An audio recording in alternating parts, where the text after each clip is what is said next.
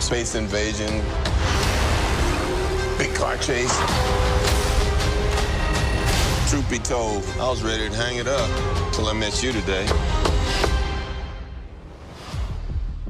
So you're not from around here? It's hard to explain.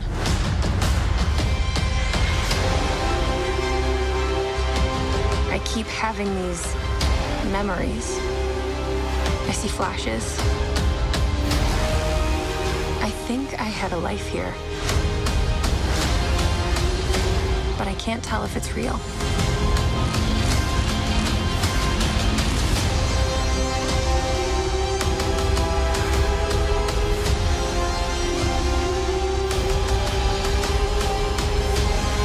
We have no idea what threats are out there.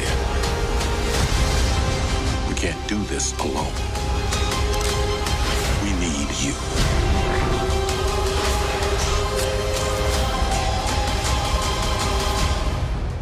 I'm not what you think I am.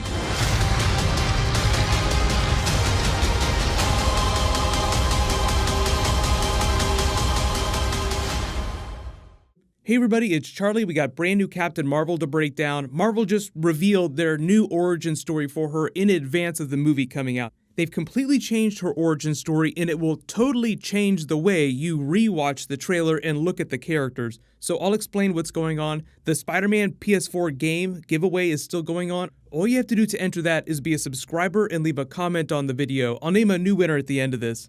So the whole reason for Marvel to change her origin story is they don't want it to feel like the Green Lantern movie because everybody hated that and they don't want to have any kind of association with that mentally or otherwise. Ryan Reynolds takes every opportunity he can to make fun of his Green Lantern movie. They even put that post-credits tag from Deadpool at the end. So I don't think he's offended by any of this at all. Like, of course, studios don't want to have anything to do with that Green Lantern movie.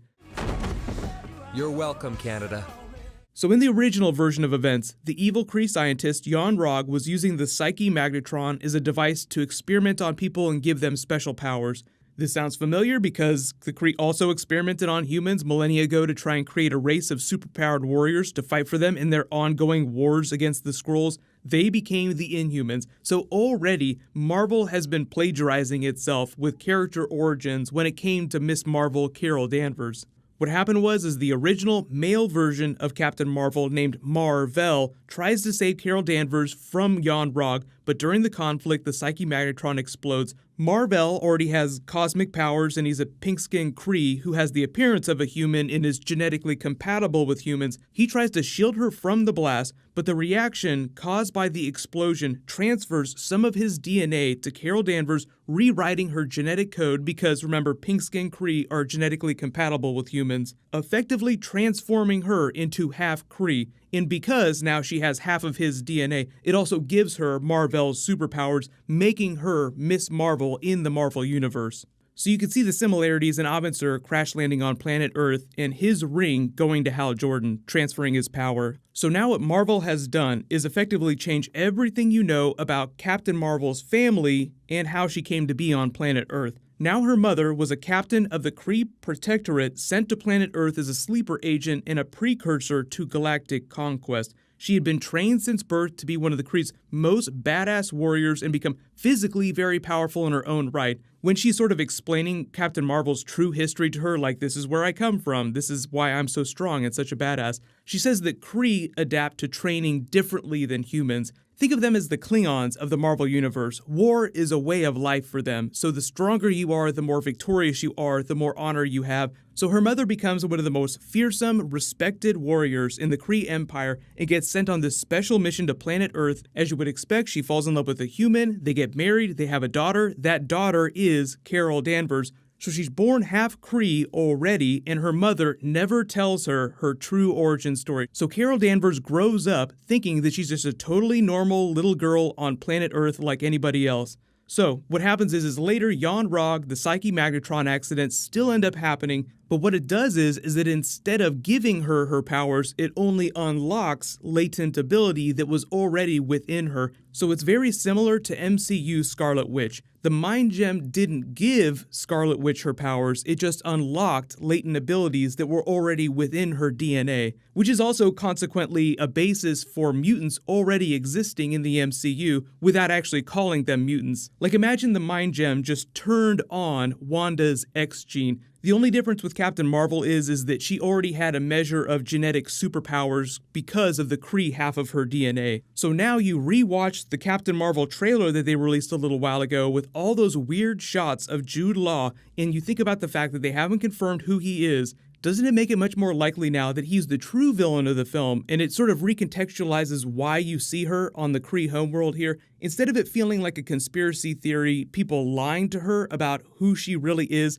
she actually does feel genuinely like a person of two different worlds. Imagine if Worf from Star Trek were genetically half human. He was raised by humans, so he knows their customs, but in his heart, he feels this pull of the Klingon Empire, so there's this two halves to himself that are always at war with each other. I would say Spock is a better example, but because Captain Marvel is one of the punchiest, fightiest, stabbiest Marvel heroes, Worf is probably a better analogy just because of his personality. So all this stuff that you see in the trailer with her fighting with Starforce for the Kree Empire makes a lot more sense now, because she is half Kree. That's her ancestral home, even though her birth home is Earth. And when she says in the trailer, "I think I had a life here, I'm not who you think I am," it makes a whole lot more sense, and it gives her a better internal conflict for whether or not she feels loyalty to what's happening on planet Earth. Like, if Earth isn't her ancestral home, why should she care about it as much as she cares about the Kree homeworld? It's just a much more compelling conflict for her to deal with internally while all this external stuff is going on with the Skrulls.